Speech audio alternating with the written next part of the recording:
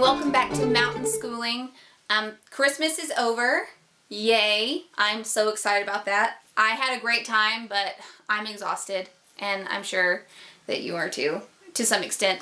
I hope everyone had a great holiday season with Christmas and Hanukkah and Yule and just whatever it is you do. I hope it was good and you ate lots of delicious food, because I did.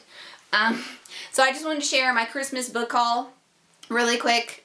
As part of our family tradition, sort of, we always drive an hour to downtown on Christmas Eve, and we walk around and we eat lunch out and we go see a movie. And I always get to go to the bookstore. Since it's an hour away, I literally only get to go there once or twice a year and buy myself Christmas presents. I think my husband sort of budgets that into my presents that he gets for me, so I always know that I am expected to buy books and I do not want to disappoint. So I just wanted to share what I hauled in on Christmas Eve and also what my husband and children got as well. So the first book I picked up was Goat, a Memoir by Brad Land. Literally the only reason I picked this up at the bookstore is because it had a goat on it and because it said goat. I was literally sort of running across the bookstore trying to catch up with my family. I saw this out of the corner of my eye. I saw the goat on it. I snatched it, and then as I was still jogging, I was reading the back to see if I should buy it. I mean, I just wanted to buy it because it had the goat on it, really. But it ended up on the back, this story ended up being compelling enough for me to want to read it as well. This is about Brad Land himself, and he is assaulted. He experiences an assault, and then he goes on to college, and then it experiences more like horrifying hazing type college stuff. And so I thought that sounded really awful, so I wanted to read it. So yeah, I got this book, and like I said, mainly the goat head is what pulled me in, but I'm glad that the story sounds interesting as well. And it's small, so I need some small books in between these 500-page ones that always seem to find their way to me. The second book I picked up is Redwall by Jacques. I don't know how to pronounce it, and I didn't look it up beforehand, so sorry. I read all of these when I was in middle school, and I've actually recently been thinking about them, and then when I saw it on the shelf, it was actually misplaced. It wasn't where it belonged at all. I just squealed and picked it up and started gushing over it, and I'm so excited to re-enter the world of Redwall with tea-sipping mice and hares and sword fight battles with stoats and rats and things like that. So these are really good books. I don't know why they're not talked about more often, but I am so excited to finally own one because I read all these from the library. And so I've never actually owned a Redwall book or any in the series. And this is the first one, so I can't wait to get back into that world.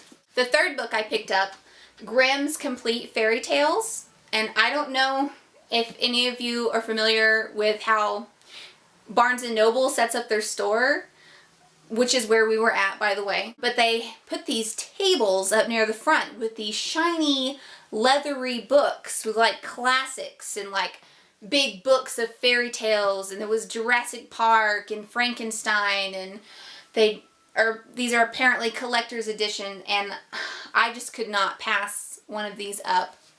I got this for the whole family. I decided we're all going to read these, and my husband is pretty excited about the stories in here as well. And it's just got beautiful illustrations in it, and let's see if I can find one. And apparently it's all the fairy tales, and I'm excited I am not familiar really with all of them, but I'm really excited to start reading this with the kids, and nobody's allowed to touch it except me or my husband, and that's only if you have clean hands, because just look at this gold filigree type shiny stuff, and I just love it. What I got my husband was City of Thieves by David Benioff. Again, I don't know exactly how to pronounce the last name. I tried to get him something that, first of all, was given really high ratings, not too thick, and centered around history and stuff, and he likes reading about World War II. So this had really good reviews. It's about the siege of Leningrad, and I'm assuming a couple guys, I can't tell by the names, Lev and Kolya, I don't know. But apparently it's really good. And so I picked this up for him, and I'm probably going to read it myself at some point once he's done reading it. After all, I have to keep up the guys that I got this for him, not for myself. So whenever he's done with this, I'm definitely going to be reading it. What my second grader picked up at the bookstore, which, by the way, my kids are not usually excited to go book shopping. They weren't thrilled at all to be in the bookstore. I mean, they were fine, but I already buy them so many books and shower them with books from the library and stuff all the time that it's not really a special treat for them, because they just know I'll get it for them anyway. So it didn't really feel like a special holiday thing that they were getting books on Christmas Eve. But they were thankful, I think. The books my second grader picked out was these Magic Treehouse books by Mary Pope Osborne. She picked out High Tide in Hawaii, A Ghost Tale for Christmas Time, and Tigers at Twilight.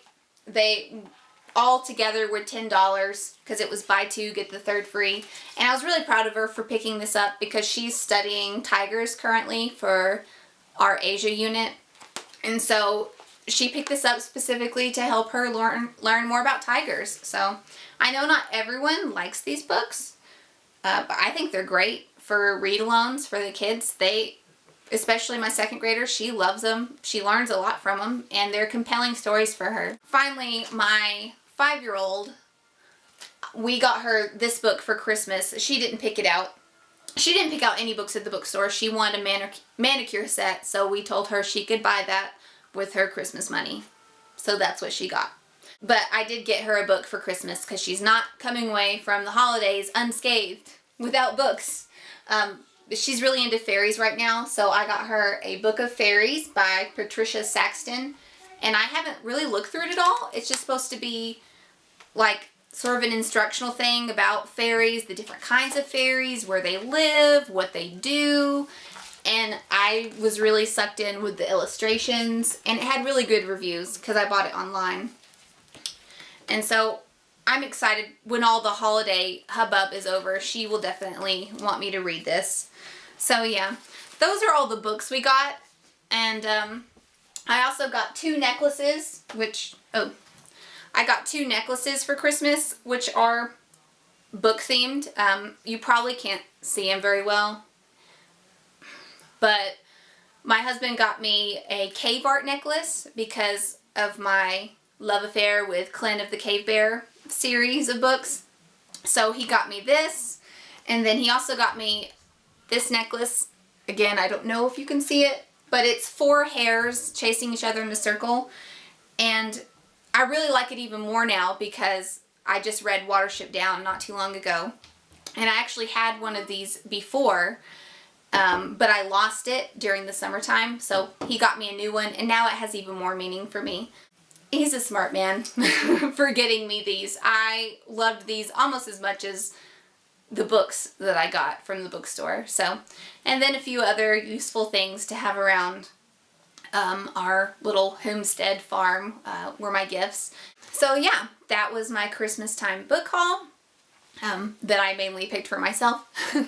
So if you got any new books for Christmas or any for your kids that you would recommend or want to share with me, please just comment below or point me to your page so I can watch more Christmas haul videos.